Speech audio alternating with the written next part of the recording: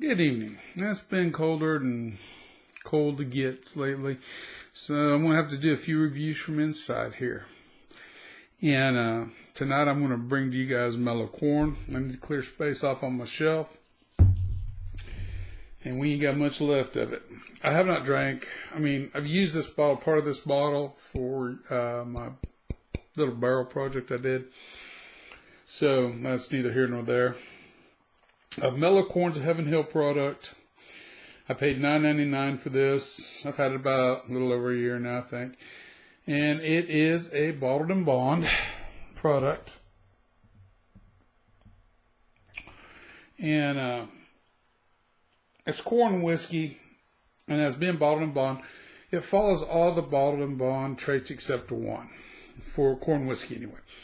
And that is distilled in one season, distilled by the same distiller, barreled, then put into federally bonded warehouses for 4 years, then bottled at 100 proof.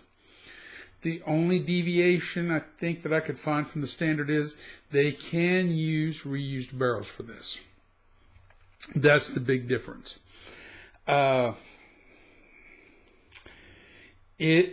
This one is, I've seen, I forget where I read it at, was 90% alcohol, 90% corn on the mash bill, 10% doesn't give the percentages, balancing barley and rye. I think it also has to be part of the mash bill. I think 80%, but don't quote me on that. I know on a bourbon mash bill it has to be 51%, but I believe on a corn whiskey it has to be 80%. And if I'm wrong, correct me in the comments below, no problem. I don't take offense to it. I don't know everything, and I don't pretend to. All right. Gets a lot of attention. There's a couple other ones. Balcones Baby Blue, and there's another corn whiskey. I forget. Oh, it's made in the New England area. I can't think of the name of it right now. It escapes me. But it's also a corn whiskey.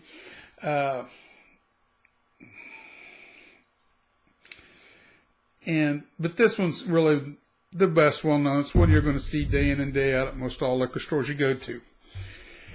We got a light yellow, gold, almost a dirty urine color. Legs are thin, fast. Little acetone right up front. You get the corn. It's a young, fresh corn. Freshly boiled. Took a bite out of it before you forgot to put salt, pepper, and butter on it.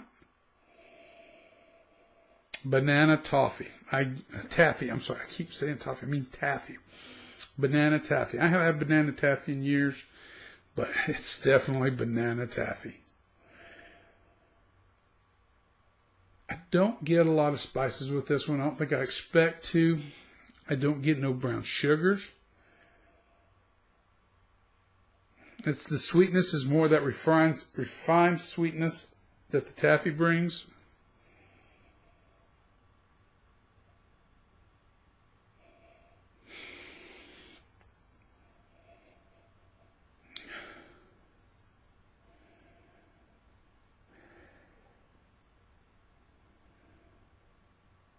And that acetone's almost a barrel effect.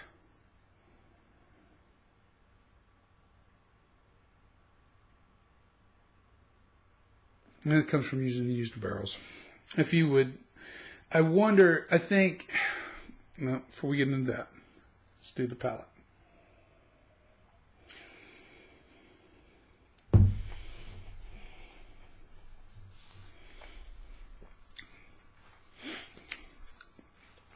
Yeah, it's got a little heat to it. Not bad. Fades quick. A little bit of heat up front and that fades pretty quick. That follows through with that banana taffy. And that confectionery sugar effect.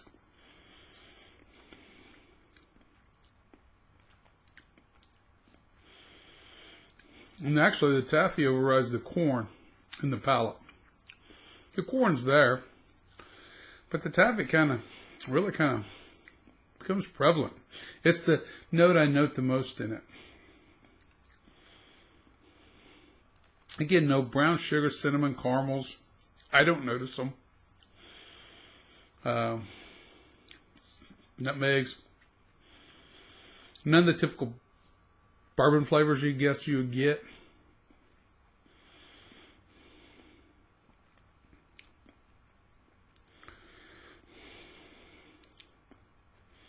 Slight sourness, just a very slight sourness.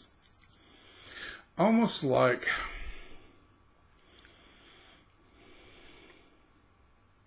artificial sweetener. Get just a little bit of that lingering around. That aspartame flavor.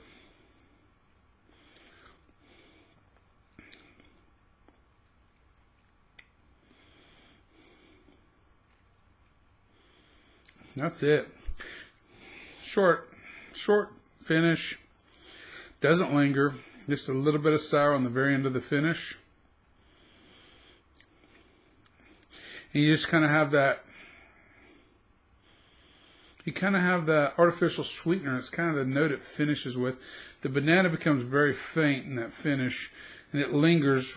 What finish there is, it does linger around, but it becomes more, instead of that confectionery rush you get on the front of your tongue, it fades more to almost an artificial sweetener kind of balanced flavor to it.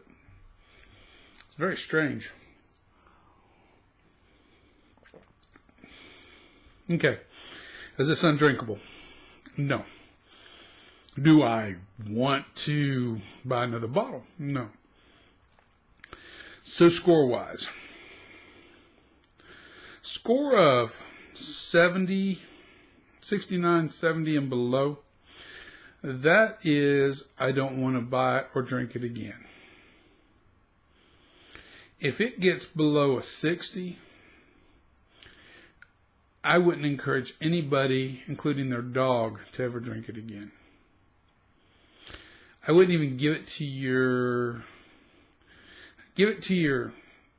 alright enemies. I wouldn't give it to your worst enemy yet. That's 40 and below. You serve them that at 40 and below. But let's say 79 to 70. In the 79 to 70 range, can I drink it? Yeah. Do I hate it? I don't like it, but do I absolutely find it revolting? No. Would I buy it again? No. 80 and above, it's good to drink. I'd buy it again.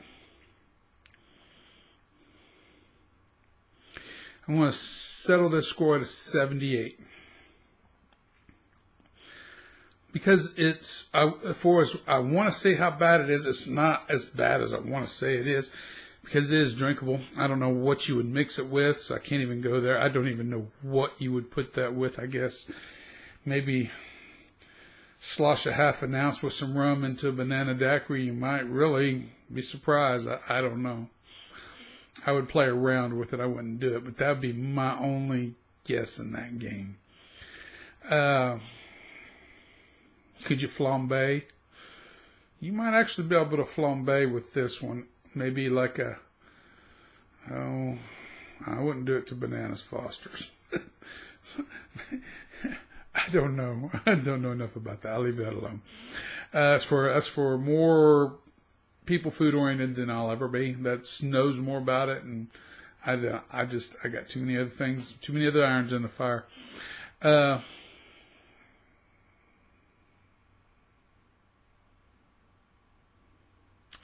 That's really about all I can say about this. I mean, it's everybody has their likes. I mean, for $9.99, you're not getting killed at that. But for $5 more, same distillery, bottled and bond, Kentucky Straight Bourbon Whiskey, J.W. Dent. I don't know if you can read the sticker on it. $14.59. All day long. compared to that. So for $4.58 more, I'm getting a much, much better experience. But the decision is yours to make. Do with what you will. I'm going to have to sign off. Till it warms up, I'm not going to be doing any more outside interviews. So I got reviews. I got a couple more to do yet. So everybody remember, the spirit in your glass ain't running from you. Take your time, sip it, and enjoy it. You'll be better for it, as will we all. Everyone have a good evening.